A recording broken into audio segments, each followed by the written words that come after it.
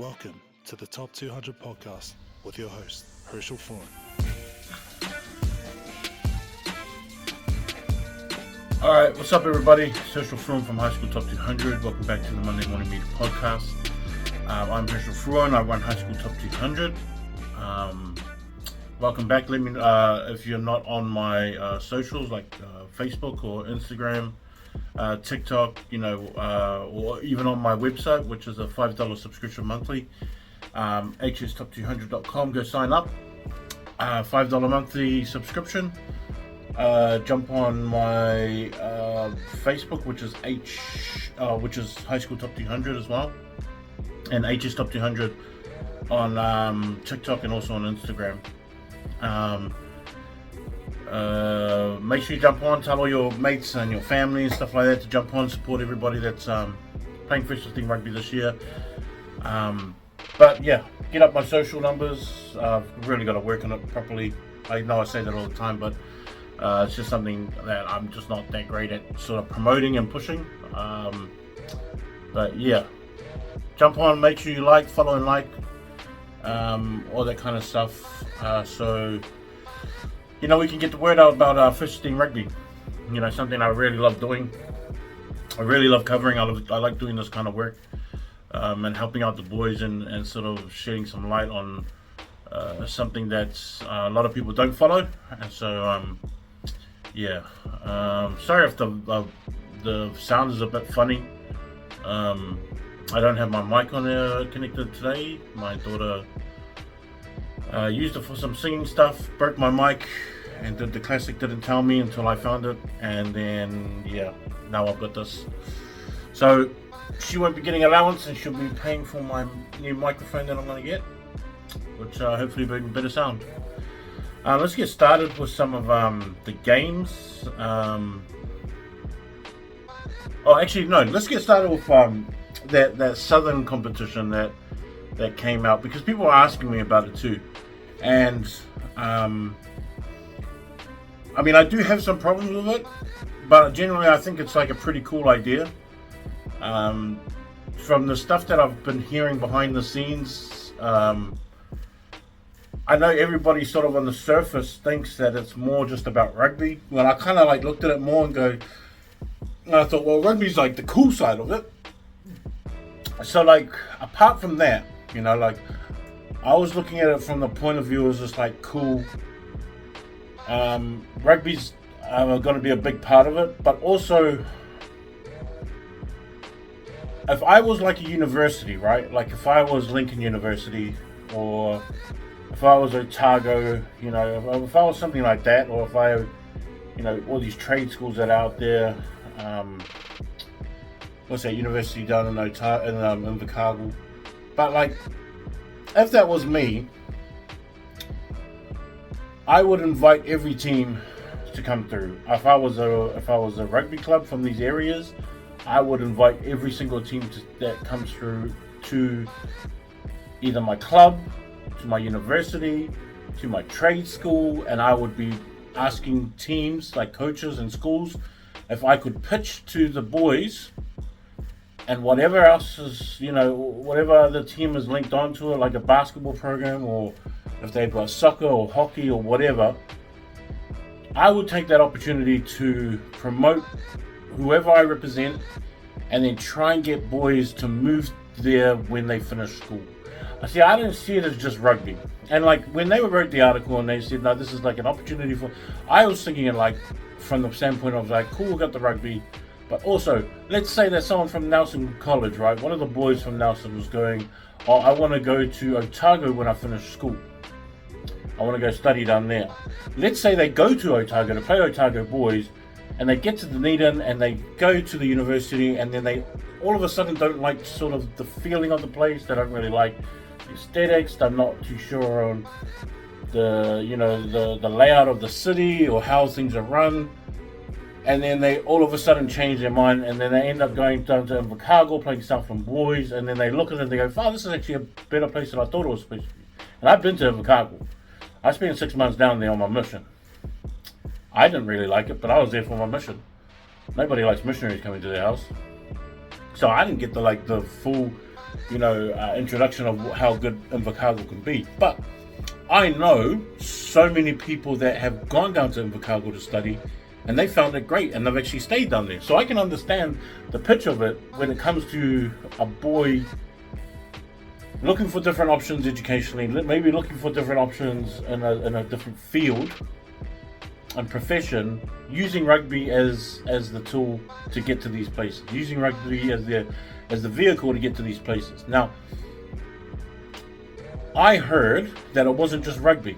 I heard that they're starting off with rugby, and then it might be more of like a Super 8 situation where they've got football, hockey, debate, all these other things going on as well, that eventually they'll get to a stage where they have proper school exchanges, whereas I can see the massive benefit out of that in terms of promoting your school, having the boys see a whole different part of New Zealand that's different from the south, like especially all those boys from Blenheim that come from Marlborough boys, all those guys from Blenheim, they get to see Christchurch and get to see Dunedin and get to see Invercargill as well.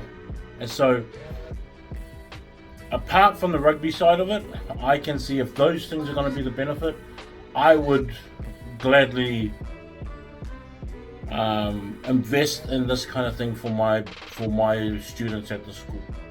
And I hope that that's kind of like the end product, is that you get to have proper exchanges like the Super 8 teams.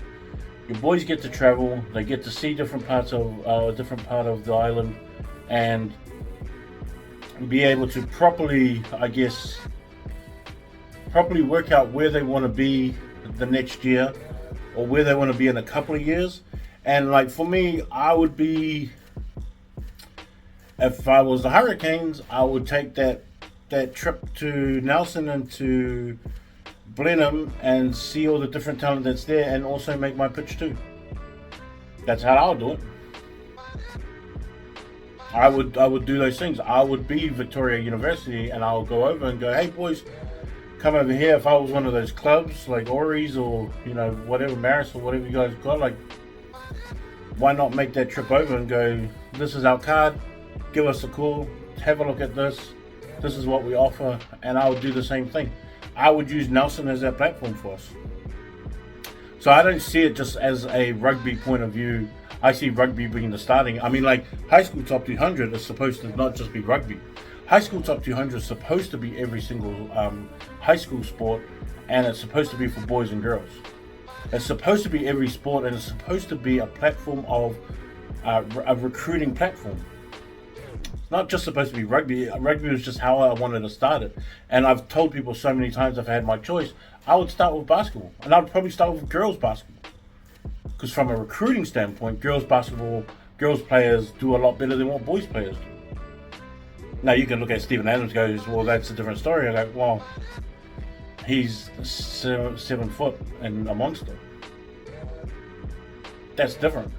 But we've got so much more girls over in the States playing D1 and D2 basketball that it's like, I would work it out that way. But just like high school top 200, and just like this Southern competition that they've wanted to put together, in my mind, I would say, yeah, that's a great thing to do. But I would not exclude like those co-ed schools. Selwyn have come out 2 weeks in a row and beaten two big massive teams in Beads and Christ's. And like, again, this is not just from a rugby standpoint of view, but I mean, if they can hang with the costs, if they can provide these other sports as well, if that's the end game for all of this, then why not let them in? I know that St Andrews can. Stacks always got some money. Stacks should stand for stacks of money. That's probably what Stacks should be. I'm not St Andrews. It should be Stack for stacks of money, because they'll be able to provide that financially. And it shouldn't be just a boys thing, because I know that schools like that, they can do it. I mean, I'm not too sure what Rangiora can do.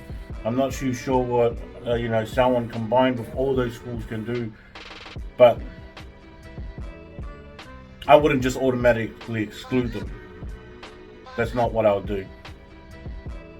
But I think that there is a lot of benefit in it to have the Southern thing that they have going on, or that they say they want to produce and put on. And so if that was me, and like I haven't heard the whole, the whole pitch for it. I've only heard like bits and pieces from. I've heard what they had in the article, and I've heard a little bit more past that from just people that I know from down there and that are part of first team rugby and all that kind of stuff. And so I'm not against it at all, and I hope that it actually works. But I hope that they are able to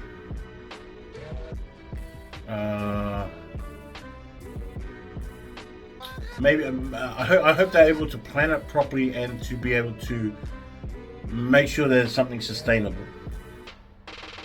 And I believe like the Super 8 wasn't a, they probably made a lot of mistakes in the beginning and how they were going to do it, but they've got something in a system now that has worked out real well. And I think if I was part of the southern schools, I would be calling up all these Super 8 teams and go, okay, how are you guys doing this? What we need to look out for, all that kind of stuff, and give us all the warning signs that we're supposed to be looking for. But like for me, like I think it's a great thing, and I really hope it works out. I just hope that if this is part of a recruiting and a recruiting tool, that they do the media side of it as well, and they take care of the media side so that they can take full advantage of the benefits of making these trips and being able to, I guess, fulfill the needs of the sponsors, because they're going to probably want to get those kind of things too. And media's social media platforms is the way to make sure that everyone gets what they're looking for. But in terms of that's I would agree with having a competition like that. Actually, another thing that I wanted to talk 7 foot and a monster. That's different. But we've got so much more girls over in the States playing D1 and D2 basketball that it's like, I would work it out that way. But just like high school top 200 and just like this southern competition that they've wanted to put together, in my mind, I would say, yeah, that's a great thing to do. But I would not exclude like those co-ed schools. Selwyn have come out 2 weeks in a row and beaten 2 big massive teams in Beads and Christs. And like, again, this is not just from a rugby standpoint of view, but I mean, if they can hang with the costs, if they can provide these other sports as well, if that's the end game for all of this, then why not let them in? I know that St Andrews can. Stacks always got some money. Stacks should stand for stacks of money. That's probably what Stacks should be. Not St Andrews. It should be Stack for stacks of money, because they'll be able to provide that financially. And it shouldn't be just a boys thing, because I know that schools like that they can do it. I mean, I'm not too sure what Rangiora can do. I'm not too sure what Selwyn combined with all those schools can do, but I wouldn't just automatically exclude them. That's not what I would do. But I think that there is a lot of benefit in it to have the southern thing that they have going on, or that they say they want to produce and put on. And so if that was me, and like I haven't heard the whole the whole pitch for it. I've only heard like bits and pieces from. I've heard what they had in the article, and I've heard a little bit more past that from just people that I know from down there and that are part of first team rugby and all that kind of stuff. And so I'm not against it at all, and I hope that it actually works. But I hope that they are able to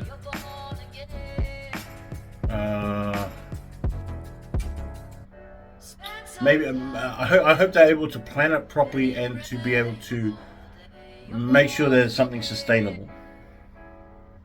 And I believe like the Super 8 wasn't a, they probably made a lot of mistakes in the beginning and how they were going to do it, but they've got something in a system now that has worked out real well. And I think if I was part of the southern schools, I would be calling up all these Super 8 teams and go, okay, how are you guys doing this? What we need to look out for, all that kind of stuff, and give us all the warning signs that we're supposed to be looking for.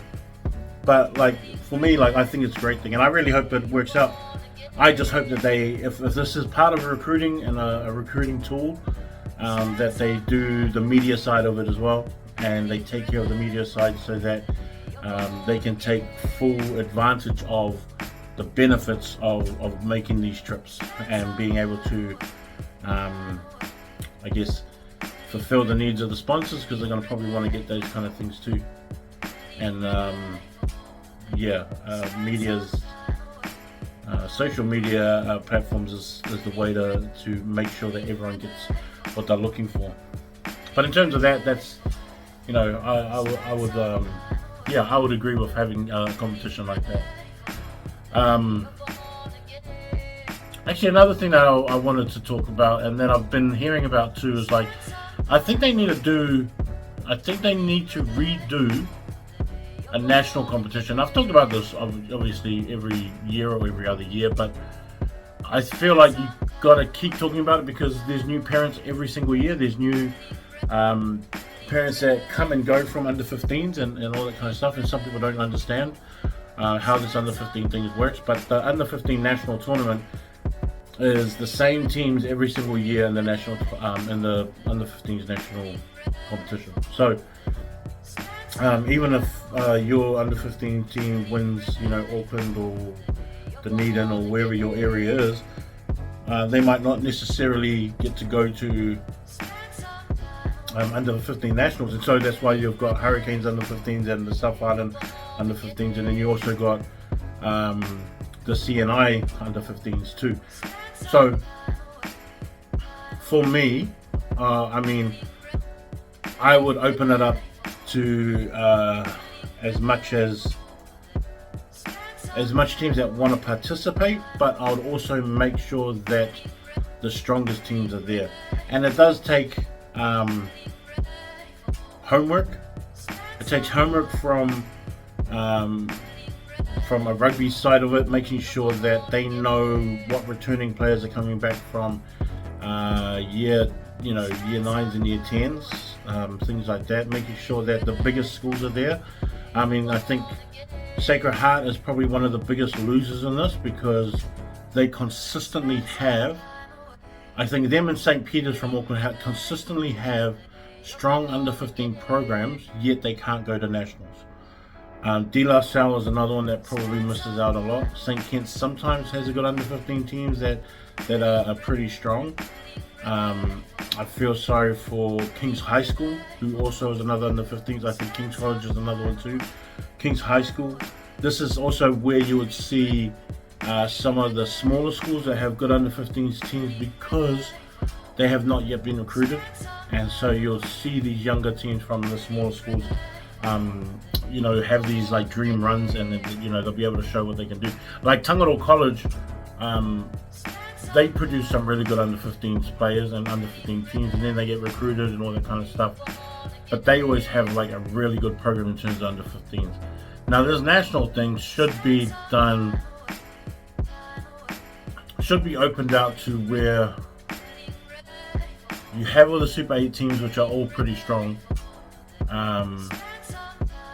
You have to make sure that Silverstream is there, because the Silverstream's in that category with Sacred Heart and also St. Peter's.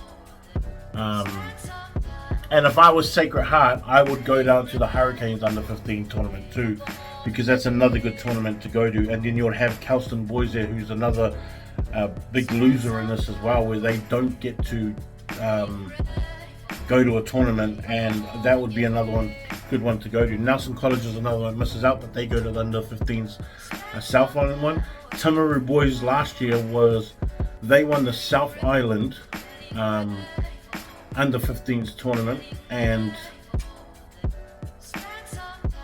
they should have been a school that should have, in one of those years be put into that competition.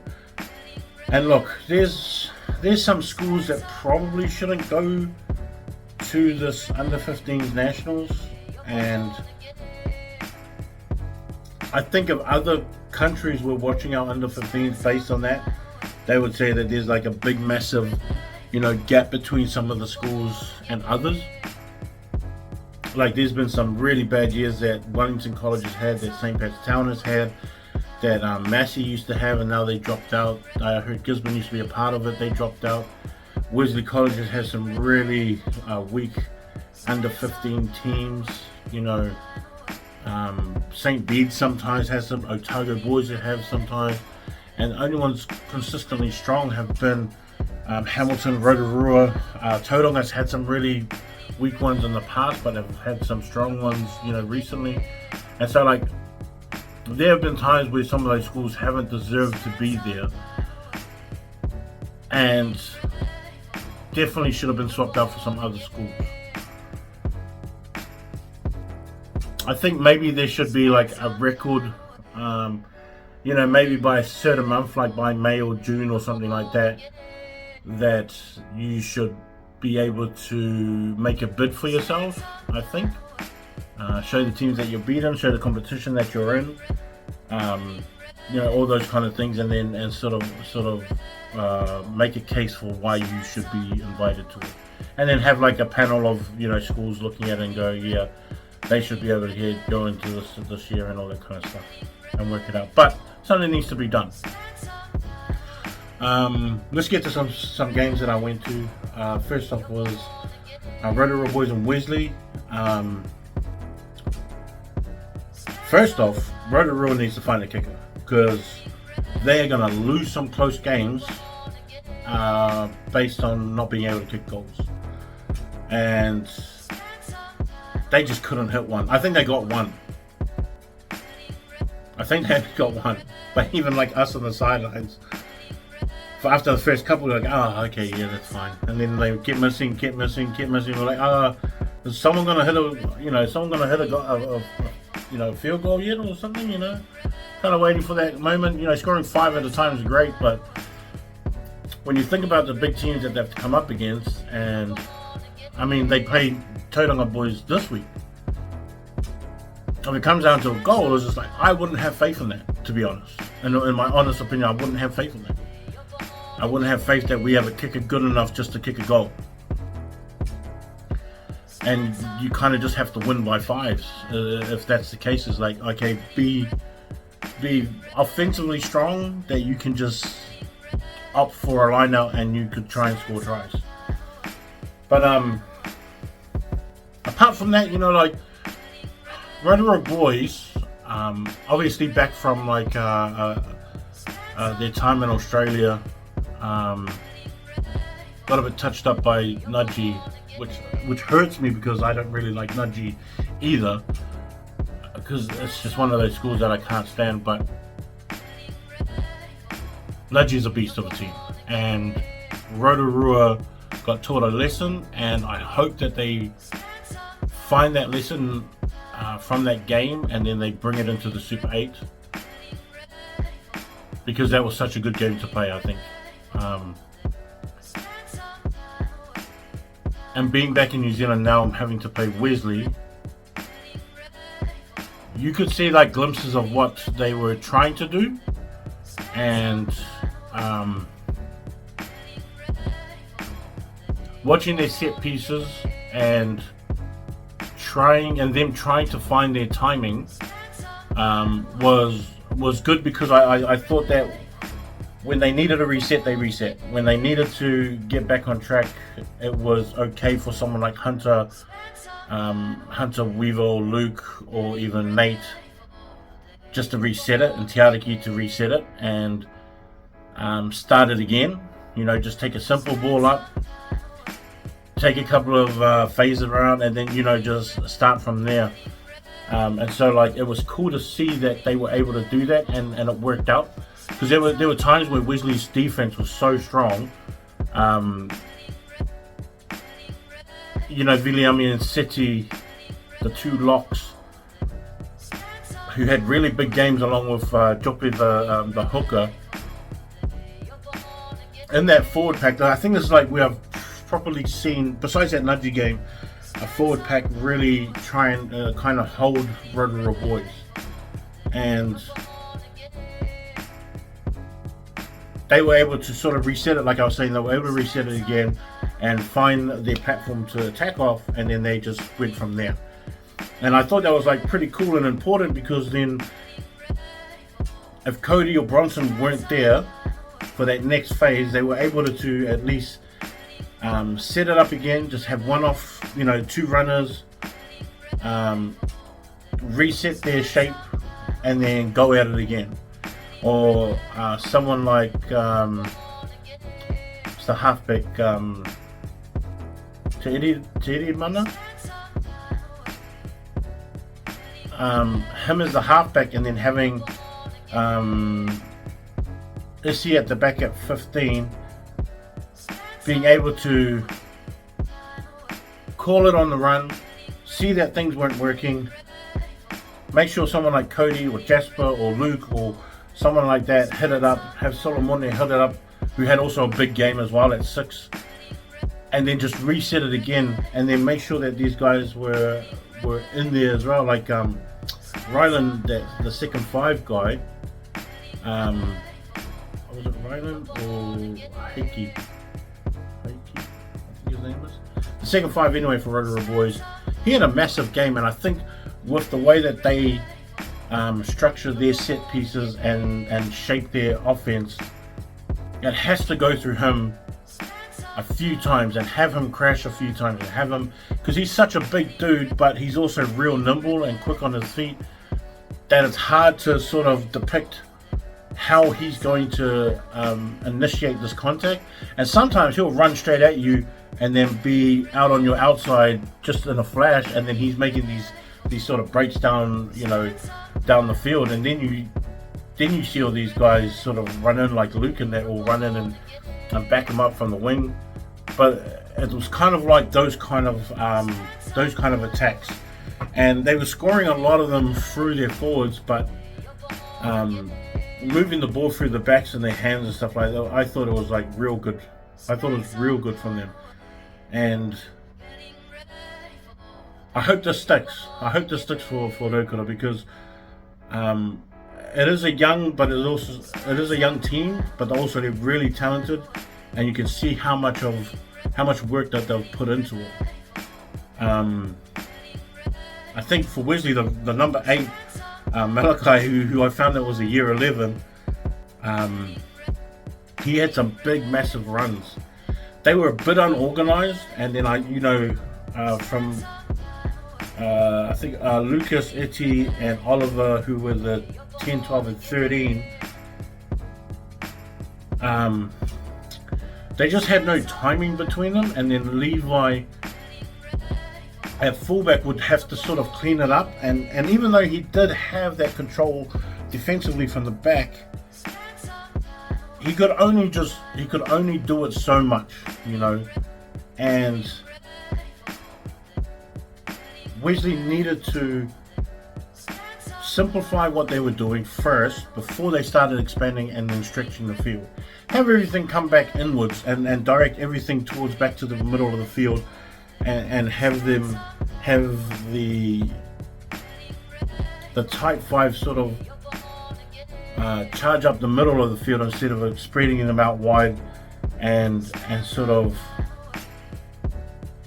weakening yourself. There's no reason why you would strengthen have these outside edge kind of moves if you don't have enough boys to stretch it that far, and for them to even have that, I guess, fitness and mobility to get out there every single time, especially when you're trying to spread it's like, if you don't have those loose forwards for that, it's just like, don't even do that. Just play like the fat man's trail up the middle of the field, and then have everything directed middle. And then once you find these little weaknesses out on the edge of the rucks, 1-2 men out, it's like, then just start exposing them from there, but don't have it so spread that you're having your boys huffing and puffing by half time, and they've already spent themselves because you've just moved the ball so much and so far, and then it hasn't really worked out, which is the other thing that forwards get pissed off at. It's like, don't be a flash backline if you can't even finish your work. If you don't finish your work, it's terrible. And so watching that game was good. I really enjoyed seeing Wesley again, and then I'll see them later on again this year for sure. They'll be like one of my stops, and then I go up to Auckland. I'll drop in for like a 12 o'clock game. But that was one of the games. The other game that I watched, obviously, was that Wellington College and St. Pat's Town. And in all honesty, and I don't want to be a dick about it at all, but honestly, it took almost 25 minutes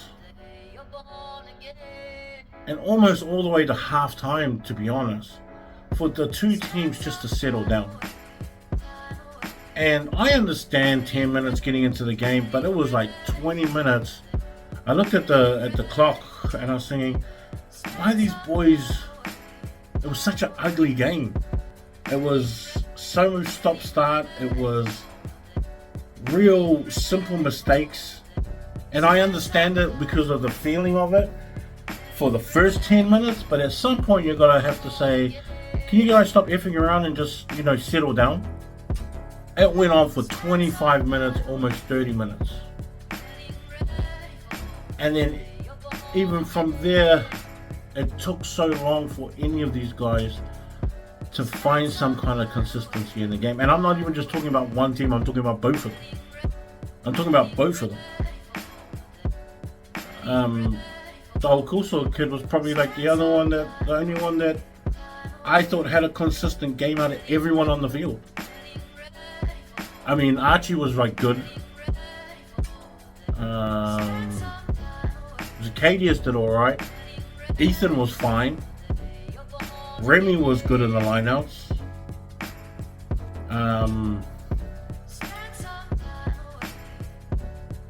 Even like Cyrus and Hiram, Seb, like they're just okay.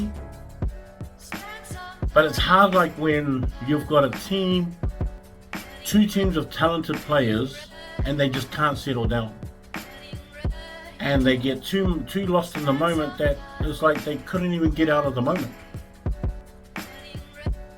And like it's kind of like one of those games that I wish that it wasn't recorded, and we just imagined how good that game was, being that close of a scoreline.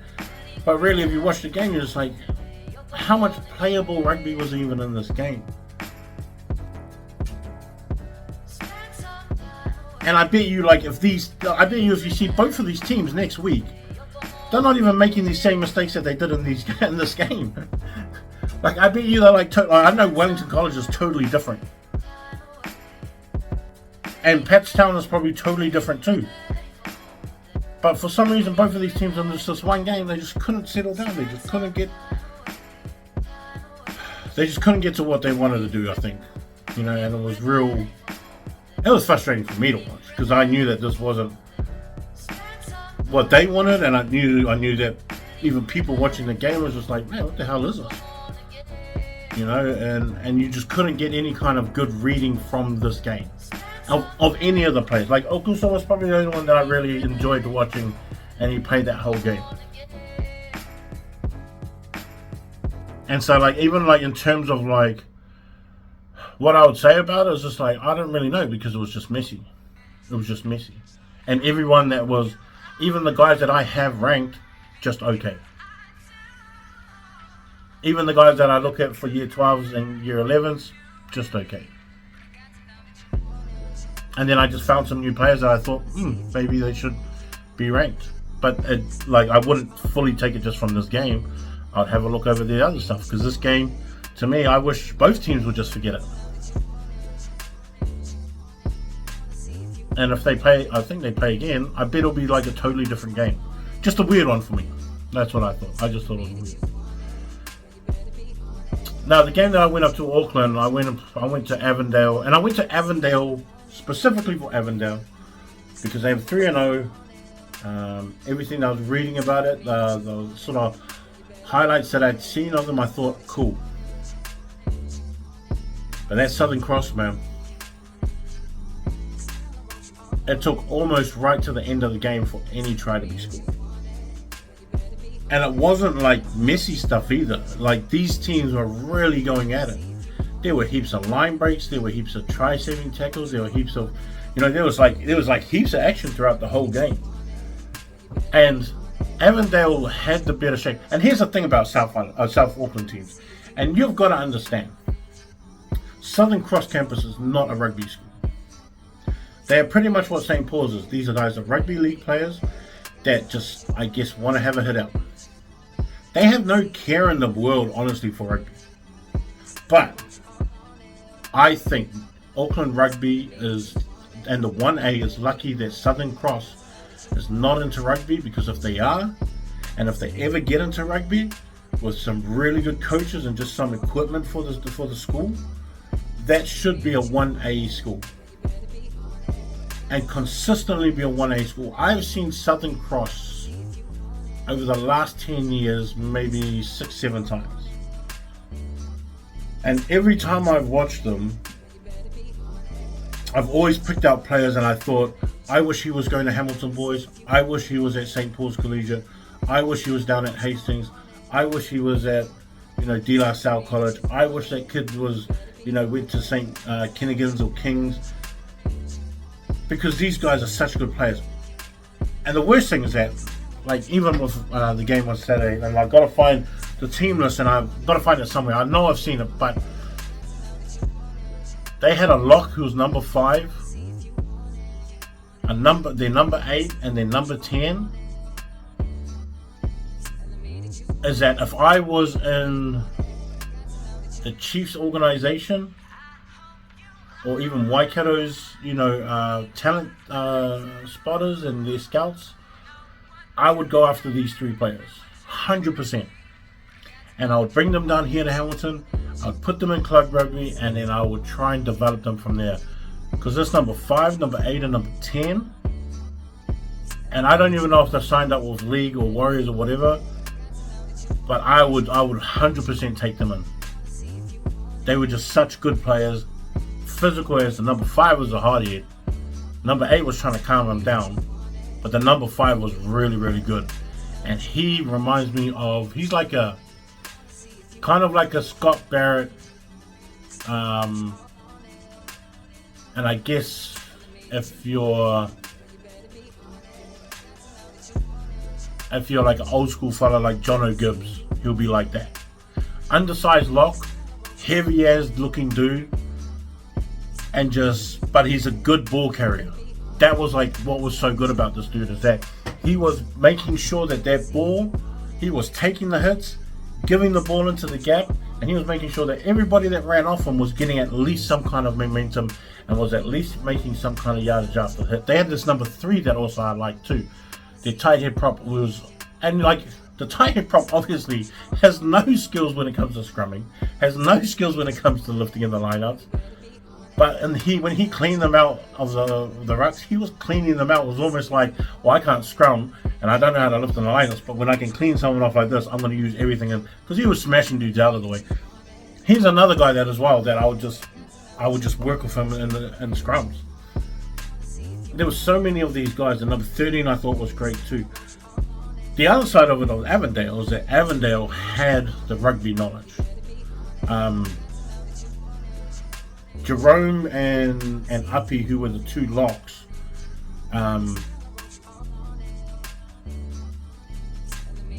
they did what they could, but they were just out physical. They were out physical, and I thought that they needed to be a bit more. They needed a bit more mongrel to offset the I don't care nature of Southern Cross coming into this game, because Southern Cross was kind of reckless, and because they don't care that much about the game, like it doesn't really mean that much to them, that they were just throwing everything that they had at it, whereas Avondale was trying to play a rugby that was just not fitting to the situation. Denzel Matthews, the number 8, I thought he played really well. Tony, the open side, he was good. Actually, Kazuki as well, who's the blind side Japanese kid, he played a really good game too. As physical as he could, but I thought he played a really good game. And then the Japanese halfback I thought was solid. Oh, another thing. First 5 for Avondale when you get a penalty from there, you just say, yes, I can kick it. Don't doubt yourself, bro. Don't doubt yourself, especially in those kind of moments. Just believe in yourself. Just tell everyone to run. Like, tell everyone to run and go, chase this kick.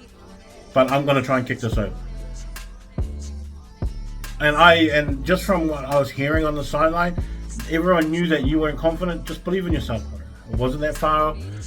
Had a little bit of an angle, not that much, but I'm sure you've tried kicks from that far. Just do it, bro. Just try it. You know, you'll come back next week. It's fine. Alright, so just try the kicks the next time, you know, like,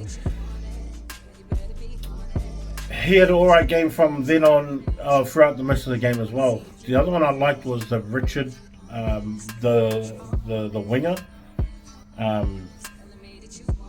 See, because Avondale had to turn their jerseys inside out because both of them wear black. It's like, come on, like, someone's got to have an alternative uniform. I mean, you guys have been playing each other for like the past 6-7 years or whatever. You know each other wears black. Someone buy an alternative uniform. Avondale, get a white one, so you don't have to turn your jerseys inside out and it just looks strange. Looks really, yeah, it just looks strange when you have another team wearing inside out jerseys. Makanya Phillips, though, to me, who was at second five, was the one that really was a key player within that back line and made sure that guys like Richard were able to get those runs that he got. And I wish the first five, I wish the fullback Bethel would have taken more chances to attack and insert himself into the line, because I thought that Makaiti did enough and Kalani did enough in the midfield to shore up some outside attacks. That's why Richard got the balls and the runs that he got, was because they set it up for him. And I wish that Bethel came in and even for a threat of running, or just ran a line and just took some defensive eyes away from where the ball was supposed to be targeted. I wish that he just run stuff like that. But it was hard to see. It was easy to see what Avondale were trying to do. It was easy to see them create their attacks, have the shape, but they got discouraged every time something didn't work out, because Southern Cross was so reckless in the way that they were doing stuff, and they were getting offside. They didn't understand the rules, which is the other thing, and I thought the ref did a good job, and he had a lot of patience for them, and he was trying to educate them on the rules as well, and then critiquing them at a time. And I think if this ref was actually reffing someone like, St. Kennigan's and Kings, he would have sent those guys off if they were doing the same kind of thing. But he was pretty patient, and I thought he did a great job being that patient. Let me see if I can find his name, because I thought he did good, do they have...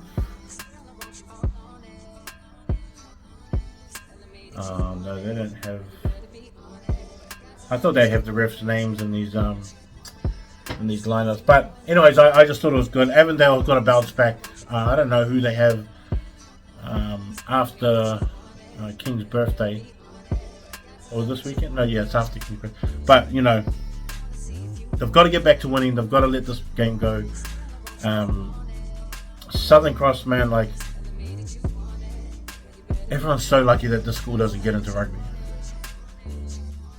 And I'm not even too sure how good at league they are, but for a team that is not a rugby team, that keep pushing good rugby teams like Avondale, bro, you guys do a massive job.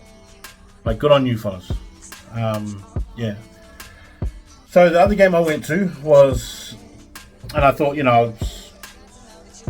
I'd stay central, out west kind of thing.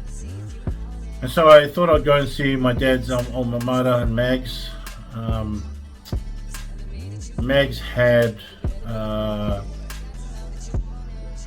Kelston boys come, playing on the Brian Williams #1 field, what they call it.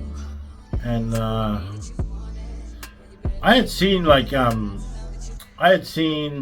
Kelston boys play, and I knew what to expect because I knew that Kelston boys was a young team. I knew that they were somewhat rebuilding, and it was getting to a, they just had this young. Kelston has this young team that's almost everybody is back. I think only 3 players are coming back next year from this team. But man, I've seen MAGS 3 times. First time right now just live, but I've seen them 2 times on film. And again, I don't want to be a dickhead. That's my dad's alma mater, being an old MAGS boy. But they gotta fix this, man. And I don't know what's wrong, but they've got to fix whatever's wrong within their school. Whatever's wrong in their rugby program, they've got to fix it. And the thing is that they haven't had bad under 15 teams. And that's majority of where you find all your first 15 players, and where you start sort of plugging them in is that you do it at under 15s. Right after they finish under 15s, you see your strong year 11s come through. They put themselves in there. You have them play at year 11, build themselves up at a year 12. When all the other boys that were in that same under 15 teams are ready for year 12s, they come and get selected, and it usually works out, and they find themselves strong. I do not know what's wrong with this MAGS rugby program, and it's hard when you look at MAGS, who's pretty much they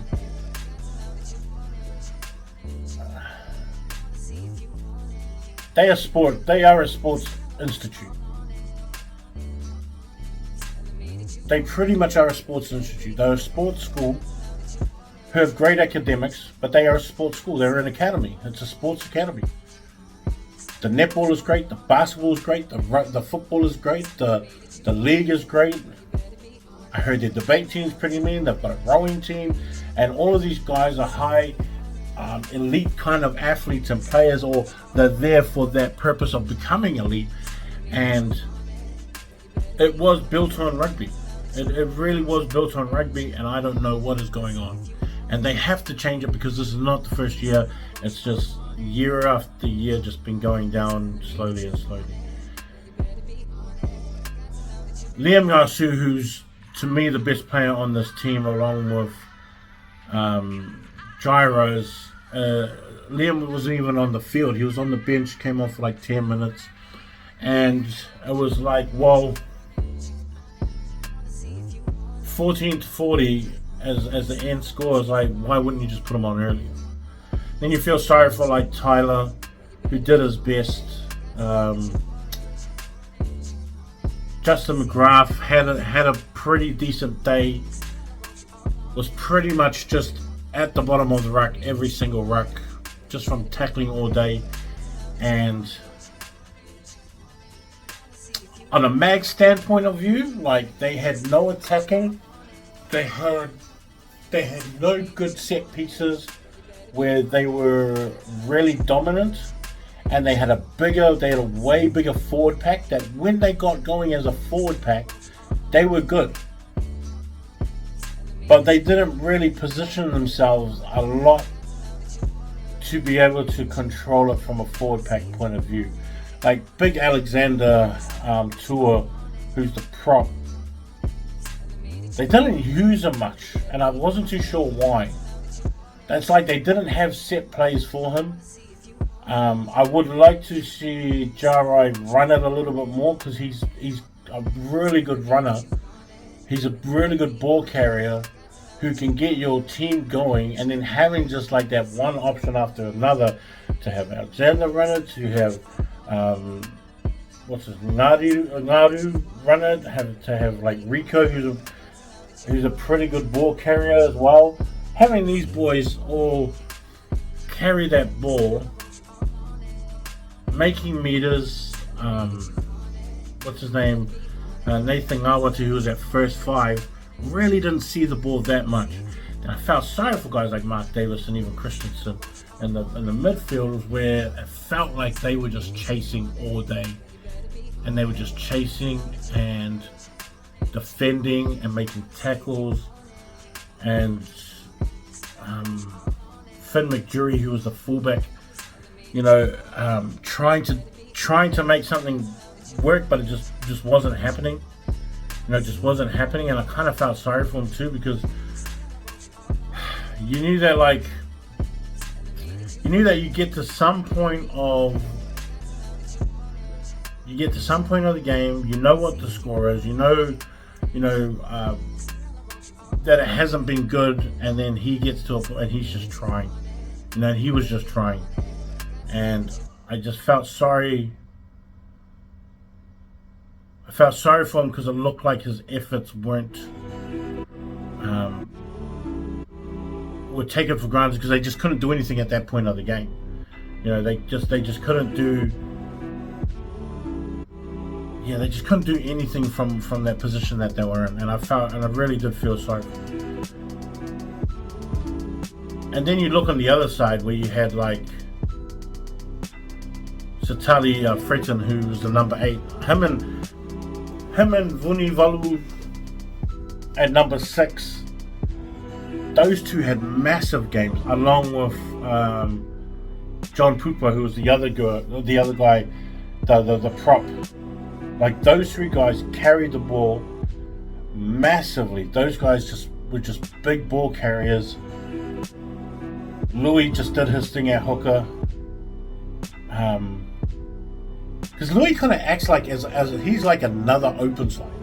And it's weird because it's like how small he is. Kind of the same thing as Xavier last year. They're just small, but they're just freaking tanks. They give 100% effort. They just mongrel everything through. And it's like really interesting to watch the style in which they play. And Louis Stowers, their captain at hooker, he's just such a good player to watch. And it was cool too, because his forward pack moved around a lot. Fono got a lot of ball too. Maddox did great at lock. And then Benji, was just out there just tackling it the whole time too. And a couple of touches that Benji Wickham had got, like he took it into line, and there's nothing like exceptional, but based off the fact that Satali and Vuni set those platforms and became just these threats every single time they were coming off the rucks.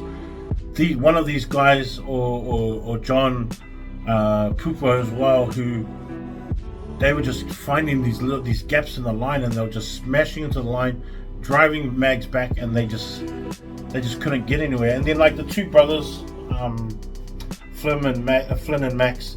Max did a mean job. Like, his kicking game was on point all game. Kicking for goals on point, but even just his tactical kicking around the field was massive. And then like he felt like he just had no pressure on him. It felt like when I was just watching him that he was just playing like, I've got all the time in the world. And it was like really good to see him, play that way. And then you got like Coops out in 13 at centre. He was massive too. And like this whole team, it's a scary team, man, because this Kelston team's going to be scary next year. And really, this year is just a bunch of fuel to the fire of these boys, and next year is going to be such a hard. This team is going to be such a hard team to beat, and they're going to have so many weapons all over the field. They're going to have so many options.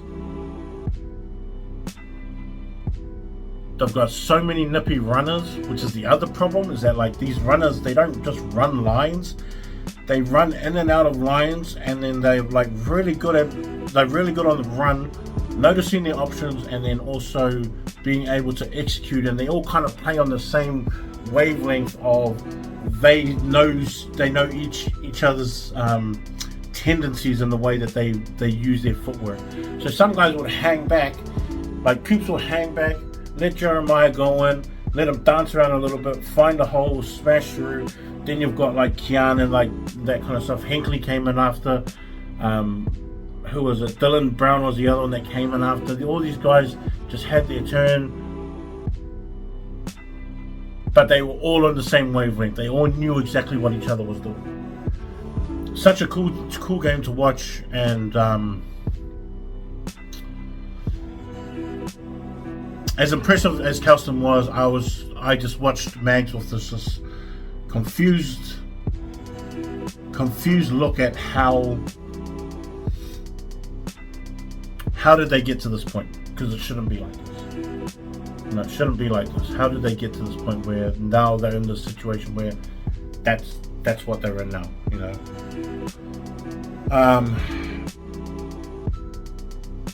Speaking of like schools that need a bit of a bump, what is up with Scots College? Losing 97-7 or 90-7 or whatever you want to say, I don't care. They reached 90 points on Scots College. Like, what's going on, man? Like, it's just not the Scots College that I'm used to right now, and especially doing top 200s. I'm used to. And look, I would even help them. I would help them. You want some recruiting? Call me up. I'll help you out. I'll find players as young as year 9, year 10, year 11, and I will help you build a proper stream of players coming through, so that you don't just have to pick them at year 12 and 13 and only have a year or so of them, because it's just 90 points is just too much. That's going back to the old school days of what Scots used to be. Shouldn't be like that. Well, not now. It shouldn't be like that. You kind of establish yourself as a rugby school, and you know you've got that. But yeah, strange. Anyways, we'll just go quickly through it, through the scores. With the number 1 team, Kings still winning. They won 54-22. St. Kentigern's held on, to Auckland Grammar. I'm watching that game soon. I'm watching the Kings game soon as well. Sacred and St. Peter's. Sacred winning 45-34 between the two Catholic schools. Someone who's got their game, please send it to me because I want to watch that one as well. Hastings, man, you got to do something. Pick yourselves up. It's like you're regressing. But they won 24-15 over New Plymouth. Marlborough, the number 7 team in the country, still on a hot winning streak, 36-12. Please, someone send me that. No, I've got that game. Yeah, I've got that game. I'll watch that. Another loss to Fielding, to St. Peter's School, Cambridge. I'm really keen to watch that game. Christchurch boys winning 58-31. Honestly, if any team needed a half time, Nelson College needed the half time, and it was so, I don't know how this, they just, after they scored their try, it was just Christchurch, and everything. Like, Christchurch ball handling was so good. Their timing and rhythm within the whole team was so good. Offloads were clean as, and they were just scoring, and it was just like 38 something at halftime, 38-7 at halftime, and Nelson just needed a halftime. And when the halftime came, Nelson came out of it and they were good. Like, it was all good. But I was just watching and I was just thinking, flip, this team needs a halftime. Westlake won 48-15. Good win for them. Palmy winning 51-8. St. Thomas 64-35 over Shirley. Man, the last two out of Premiership, they had like a lot of points scored this week. They got some massive scores. Kings High School lost to Otago Boys. Otago Boys bouncing back after they lost to Dunstan last week. And it's like good indication of character and who they are as a team, because they can come back and win, beating number 17 ranked Kings High School. And it was almost like a switch of position, because some reality check came back to Dunstan and they played number 18 ranked Southern boys 71-5 over Dunstan. Probably still celebrating, I don't know. Number 19 Silverstream, St. Pat's Silverstream, they won 81-10 over Whited Upper. Liston are still on another big winning streak of not winning streak, but they've string together some really good performances. Even in their losses, they had really good performances. But number 20 ranked Liston College, they beat Botany down 64-12. Selwyn College did it again over a ranked school of Christ College. Selwyn definitely moving up the ranks, beating number 21 ranked Christ College 35-33. Rosmini winning two in a week after beating Whangarei boys earlier in the week on the Tuesday. They beat Rosmini beat Rangitoto 31-20.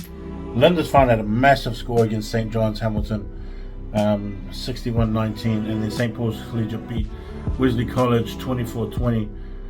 Whangarei won big up in the North Harbour. Whangarei won big 74-0 over Takapuna.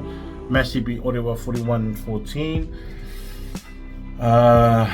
Other big scores, Howick, another big win for Howick, 43-7. They're probably the best school in the 1B, and they definitely have some players that should be noticed a lot more.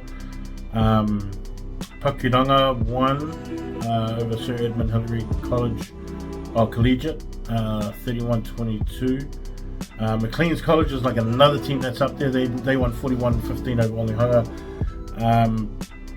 In the Central North Island, which is the CNI comp, Whanganui Collegiate beat St. John's Hastings 50-12. Cambridge still on another good win. This is in the Waikato. Cambridge on another good winning streak. Matamata College as well, 69-3 over St. Peter's School, Cambridge. Second 15, 69-3. With scores like that, and Matamata is one of those schools that I feel sorry for them, because they're at a level of a CNI competition school, but they just have to play in this. This is why I was talking about making sure that you get all these good freshman teams playing other good freshman teams at their level, and having the Chiefs put together a Counties Bay of Plenty Waikato competition with all those schools that are co-ed schools that are really good as well, and just putting them together. Taupo got back onto a winning streak again with their 59-28 over Te Taumata. 1 point win for Te Puke over TBC 3rd 15. Papa Moore had a big one. Papa Moore's a team that I really want to go and see. And Western Heights winning over Trident 52-28. Rathkill a big win over Rongotai. That's another one that I like down in Wellington. Hibs beating St. Bernard's is another big one. Scots College came back to win, beating Tawa College 34-27. Parapara Umu beat their rivals Kapiti College 31-6. Parapara Umu should be up. They should be up. They should be up at the top. And I wish that Parapara Umu, Porirua, and Hutt Valley High School were all up in the Transit Coach Line Cup, because they're all more closer to the talent levels of most of those teams. Like, to me, Stream and Cole and Town are all by themselves, then everyone else is closer together. Rathkill might be up with those other ones too. Rathkill might be closer to Stream and Cole as well as Town, and I think Rathkill is probably going to be in that top 4 come the end of the year. Anyways, I digress. St. Bede's winning 27-11 over Rangiora High School, which that score I thought would be a lot bigger. Timaru boys beating Christchurch boys second 15, 32-22. Cashmere Combined had a good win, 29 14 over Christ College second 15, and Aoraki combined, they beat Waimea combined 31-7. I thought that game was going to be a lot closer. Honestly, I didn't think it was going to be like that. And Ashburn and Mid Canterbury combined, they beat Horomaka combined 24-12. John McGlashan down in Otago, they came away with a win over Christchurch Boys second 15, 28-21. They're lucky that they got through that one. Wakatupu lost to Mount Aspiring 21-17. I actually thought Wakatupu was going to have that game. They just lost that game to Mount Aspiring. South Otago High School beat Menzies College 53-27. Waitaki Boys beat Central Southland College 35-17. And whoever's got that game, can you please send it to me? I really want to watch that one too. And then St. Kevin's College won 78-7 over John McGlashan second 15. Anyways, this is way too long. I thought this was going to be a fast one, but it just really wasn't. I just had to get through the games. Anyways, that's me. I'm out. Herschel Fruin. Love you all. Later, Bolt.